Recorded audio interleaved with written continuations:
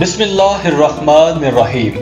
نام ابن عربی اور پورا نام ابو بکر محمد بن عربی الخاتم الطائی 17 اگست 1165 کو جنوبی اسپین کے شہر مرسیہ میں پیدا ہوئے۔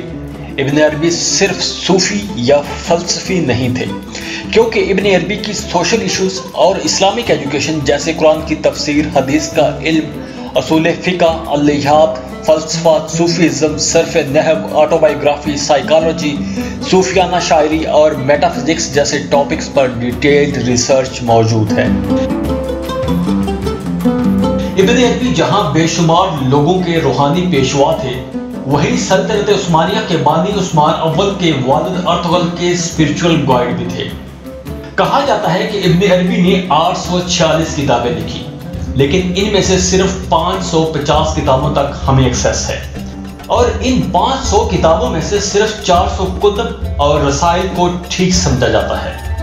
ابن عربی تصوف کی دنیا میں کیسے گئے؟ وہ کہانی کچھ یوں ہے کہ ایک دن اشبیلیہ کے کسی رئیس نے ابن عربی کو دعوت پر بلایا۔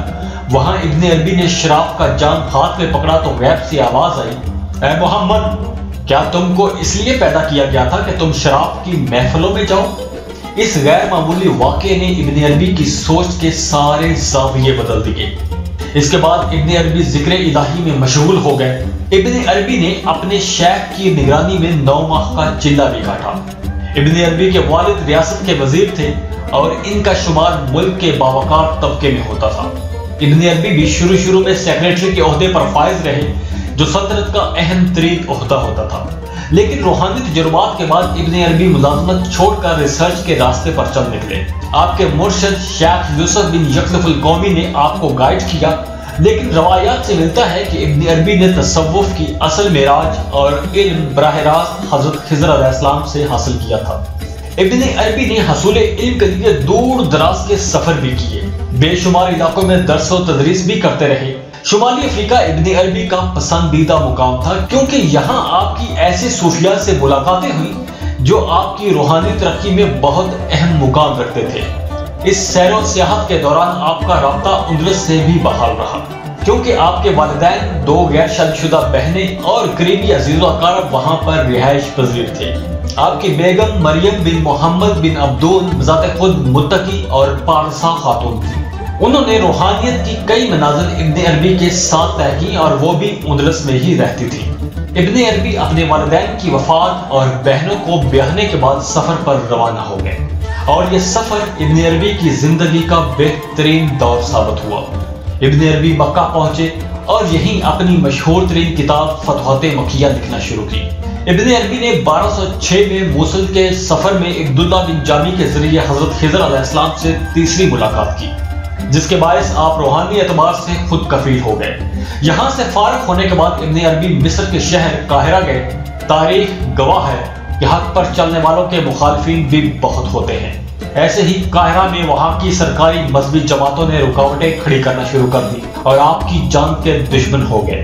اس نازک وقت میں شیخ ابو الحسن کی بروقت کوشش سے آپ کی جان بچ گئی۔ 1207 میں جب مصر کے لوگوں نے اچھا سلوک نہ کیا تو آپ مشرق وسطیٰ کے لیے روانہ ہو گئے۔ ایشیائی کوچک کی سفری مہم کے بعد شام کے شہر دمشق کو اپنا آخری ٹھکانہ بنایا اور 17 نومبر 1240 کو اسی مقام پر وفات ہوئی۔ آپ کو دمشق کی کاسیون کی پہاڑی کے درمیان سالیہ کے مقام پر دفن کیا گیا، جو آپ کی تدفین سے پہلے بھی بڑا متبرک مقام تھا، اور ابن عربی کی جب وہاں تدفین ہوئی تو یہ جگہ پہلے سے بھی زیادہ عظیم زیارت گاہ بن گئی۔